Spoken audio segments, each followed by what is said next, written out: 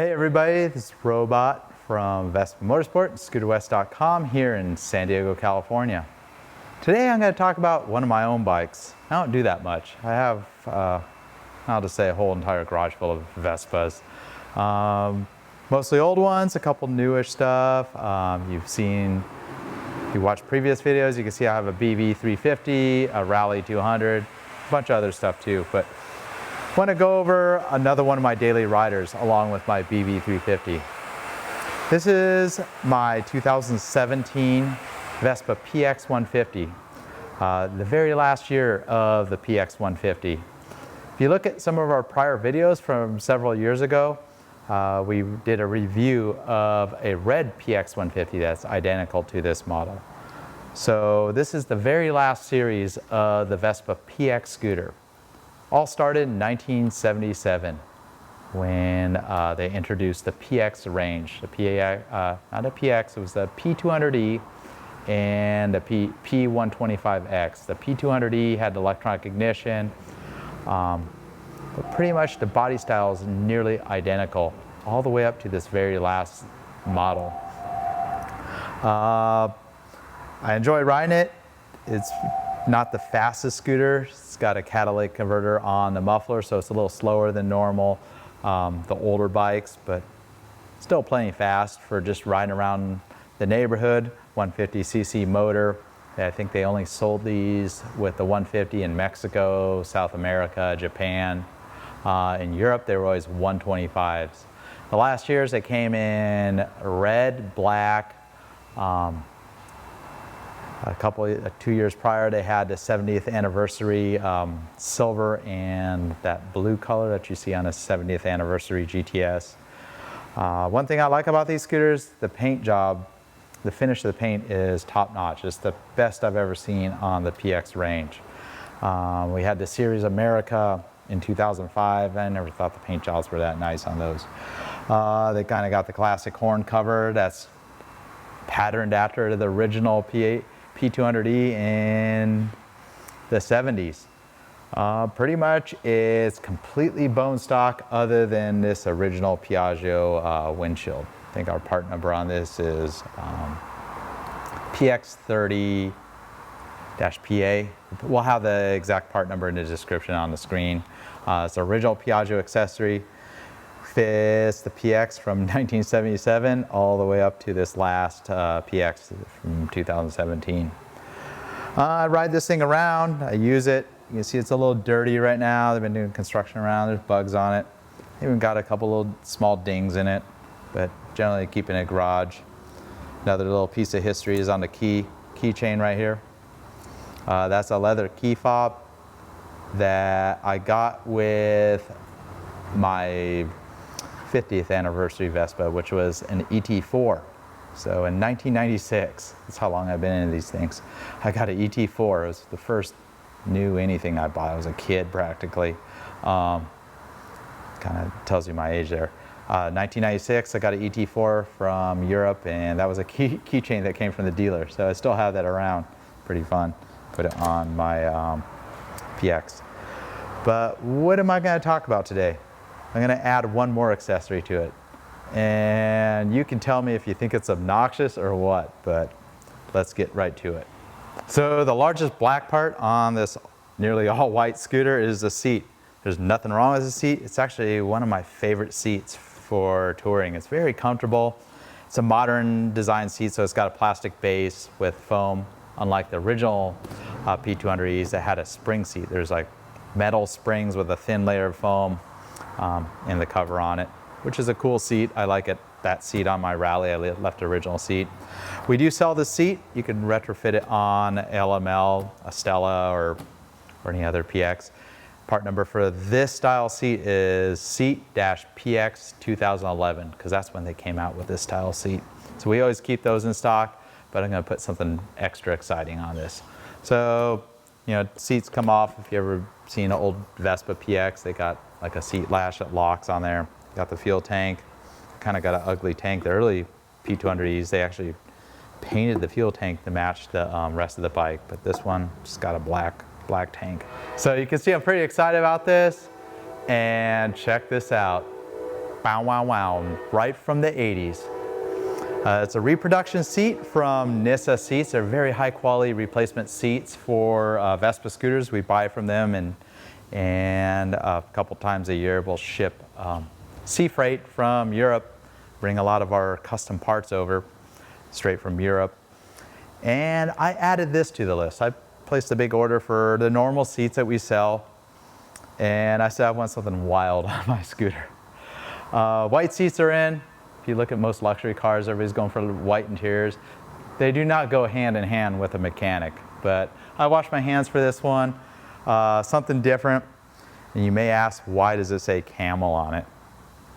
Well, in the early and mid 80s, Vespa had some partnership with Camel, the Camel cigarettes I'm talking about.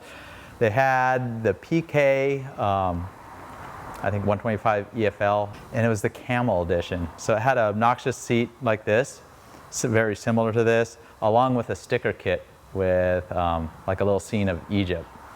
My brother, who's restoring a PK 125, completely tricking out. He's gonna paint it white and do a Camel edition, kind of reminiscent of that 35-year-old scooter that Piaggio had. But I figured I'd just spiffing up my PX, put something completely different, try out something different. If you're looking for the seat, we can special order it. It will take a while because it comes from Europe. Part number for the seat is SEAT-PXCAMEL. I think it can be ordered in something other than white, but let's get the install in it here. So with all Vespas since the 60s, they just pretty much had 3 bolts that hold the seat. 8mm bolts, use a 13mm wrench. It's pretty cool. They've kind of used the same pattern for all the large frames. So the seats are very retrofittable between the different models. Sometimes the cap doesn't work with the different seats. You know, the PX has like a threaded cap. The older ones have the little hasp with the little wing nut thing that holds it down. If you're wondering what this is to hook your helmet on there, and of course that's going back on. And go ahead and loosen the last 2 seats. You can see they're slotted out because oftentimes you need to adjust the position of the seat so it catches the latch will catch the pin that's in the back part of the frame. And I'll show you how that works. So I'm holding the seat bracket as I'm taking off the last screw because, or bolt, whatever you want to call it, as the seat will just typically fall right off. So the seat's out of the way. So the Camel seat uses a metal pan, much like a lot of the replacement seats from the 80s and 90s. So completely different than how the standard seat that came on the scooter has a plastic pan. The pin that the latch catches to is a little longer, it includes a longer pin. We got to remove the stock pin, usually a 17mm wrench, loosen up the pin. These pins come in different lengths for different types of seats. We have the pins available individually. Another thing is we do have a pin with a longer threaded rod. So if you're putting a rear rack that also uses that as a mounting point, that's an option. It has a much longer threaded rod. Get the new pin in there. I left the lock washer in a little cup. Leave that all alone. We should get started. I see a lot of old frames where the threaded boss is broken or missing from the frame. No big deal. If you're at a workshop, we have the special inserts to fix that, or if I'm restoring a bike, I would weld a nut right from the backside. That'd be typically how I would make that repair if any of these threaded bosses are missing. So I got the seat spike in place, or whatever you want to call it, the catch. I'm having a hard time handling this without getting my greasy prints on the seat. I don't know how I'm going to manage keeping the seat clean, but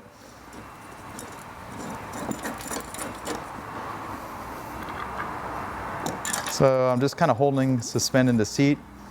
And right now all these fasteners are loose because the whole idea is you want to make adjustments as needed to the seat. We'll see if the helmet latch should work. Sometimes they don't work with some seats, so definitely check that, carefully drop it down. You don't want that helmet latch cut in the seat. It's going to work perfect with this. It's got various rubber mounts right here. And the way you get a seat adjust it is you want to test the latch, kind of see where it falls. Sometimes you could look up there. It looks like I need to pull the seat back. I'm just feeling around. So I'll probably pull the seat back just a little bit. I'll see if I can get the latch. And one thing, sometimes they won't catch the latch, and you may need to shim the seat spike with a, right now, yeah, we're pretty good. We're centered, so I think I'm pretty happy with the positions of the bolts. So I'm going to go ahead and tighten those, but I need to make some additional adjustments to the latch pin. As with any PX, they actually have locking cowls, unlike the original P200E, which had the classic latches on the cowls. Kind of prevents people from stealing your cowls. I'm never worried about that. I don't even care about the seat lock. Never locked a seat on a Vespa. I guess it keeps people out of your gas tank, but there is a lock on these seats. It is possible usually you could swap the lock from the original seat, because on a PX it would have a matching key. Let's see how that is. I'm up about 4 or 5 millimeters. Okay, so I can go down a little bit. It definitely latch, but it can definitely go down a little bit more. So I think what I'm going to do is split the difference. I'm going to go ahead and install 2 additional flat washers, and that should do the trick. So now the seat latches. One thing with these seats versus the plastic seats seem to always latch a little tighter. These have a little free play on them, but that's just the way it goes. You can lock this latch and no longer open the seat mechanism, but you just push the button in and go ahead and lift the seat. So here's the latch mechanism. You can see it has that little flat piece of metal. It catches the post, made by Nisa Seats. I'm not sure what the abbreviation is for, but they're in northern Italy. They make replacement seats and seat covers for both vintage and modern Vespa seats. So if you look at a lot of our seats on our website, they come from this supplier. Steel pan, much like many of the older ones versus the plastic pan. The plastic ones, of course, they fit a little bit better because they're injection molded versus a stamp steel. This has got more of the classic look. You can see it's got this indentation here for the older style peel cap, so it works fine, along with this little plate here that prevents the cowl latches from coming loose, and that's what that, so when you close the seat, cowl latches can't vibrate their way loose. Got the hinge, of course. You see the seat covers like glued and staked to the pan. But that's pretty much the anatomy of a seat. Nothing special, autonomy or whatever. I can't even say it right. But there you go. What do you think? Pretty obnoxious or quite the classic? Up to you. Does it look like a big shoe? It's definitely got some historical significance being this style seat. Functionally, they work pretty good. Having this little tail for a passenger, kind of keeps your butt in place. A little bit different style seat. One thing with the Vespas, there's just so many different styles of seats. Everything from the tractor spring seat, that's typical on the classic seat, Vespas, all the way up to plastic and foam seats that are sculpted like any other modern seat. So there you go, a little customization on my own bike. Don't touch my stuff that much other than keep them all up to service, or I'll build something like my robot Sprint and be done with it. And it's always fun to install some of the parts we sell here at Vespa Motorsport and Scooter West. Definitely a different look. I can always switch back to the other seat. Just kind of the seat in my pants here. It's a little bit higher than the stock seat, which I'm fine with. These bikes are pretty low. It feels a little bit better. So until next time, it's the robot here. Hope everybody found that useful, whether you're looking for tips on installing a seat on a vintage Vespa or you're just interested in what I ride. Follow us on Instagram, Facebook, Vespa Motorsport. Follow me, Robot Vespa. Subscribe to our channel and get updates to all the videos we come out with.